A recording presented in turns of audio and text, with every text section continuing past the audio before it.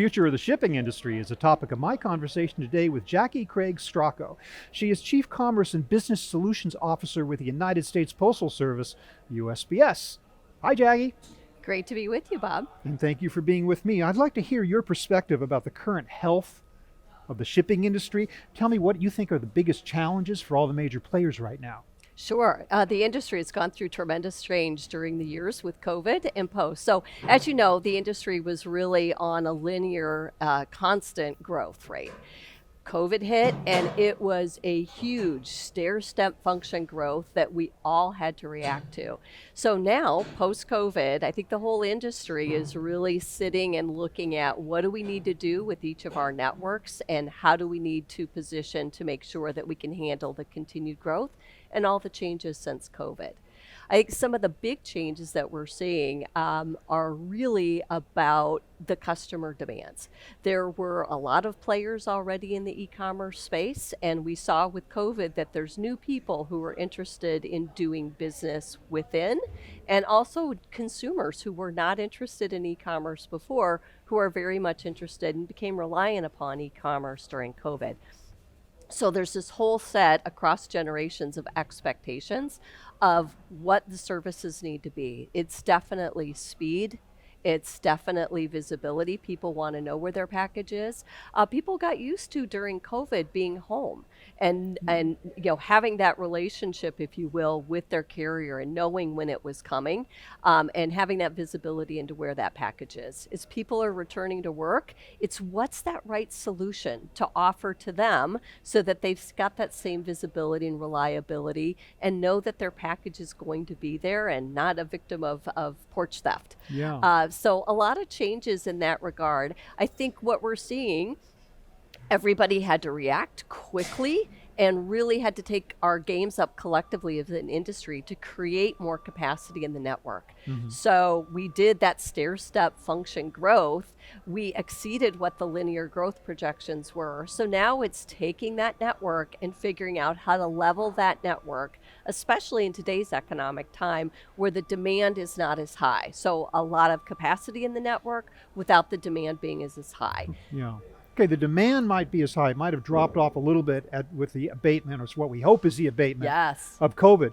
But all the creative things that happened during that time, all the new networks, they didn't go away. No. So the options are many more than there were before. Absolutely. There's a lot of new options out there. So obviously during COVID, we saw a lot of startups, a lot of regional providers, a lot of gig solutions, a lot of people playing in this space that hadn't existed before or didn't exist to the scale that we're seeing them now.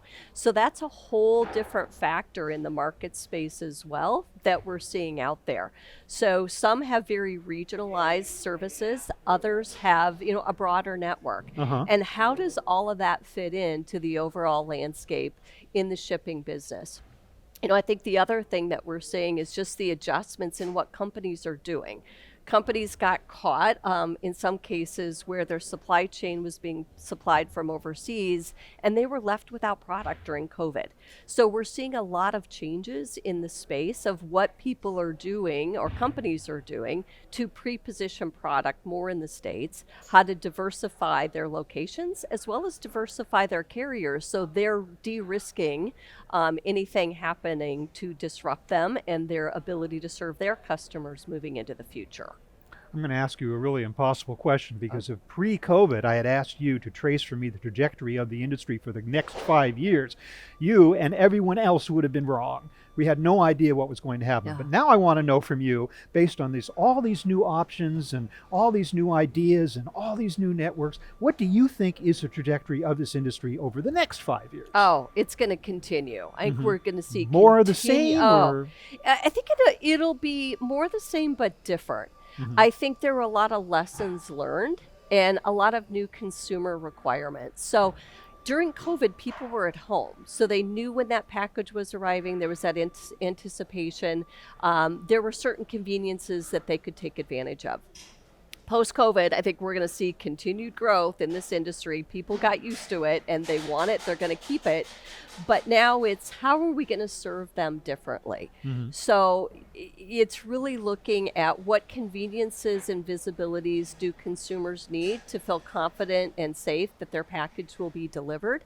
I think we're also going to see sustainability. A lot of people are very concerned about the environment, rightfully so. Right. So during COVID, we saw this explosion of, again, gig providers, regionals, a lot of different companies that were in delivering because the industry needed that extra capacity at that time. So now it's figuring out from a sustainability standpoint, where should we be? Right now, there's a lot of vehicles going up and down streets, which people worry about from a safety standpoint, from a sustainability standpoint. So what's the right solution moving forward, I think is going to be a big thing. And then returns. We're seeing as e-commerce continues to grow, and we're seeing some stats on, the customers who really like going to the store, but the convenience of doing things online is so much more attractive and more of a kind of a household factor anymore of time management. So I think we're going to continue to see that. So the conveniences that providers can make, the more online purchases, the more online returns. So how can that be managed and managed most effectively from a cost standpoint, as well as retaining that customer? I have to make that return very convenient, or I might lose the customer overall.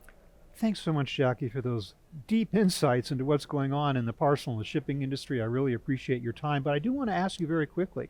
The USPS itself introduced a new product in July, Ground Advantage, is that correct? Yes, that's correct. Tell me how that, in your estimation, is going to contribute to the future of the shipping industry. Oh, thank you for the question.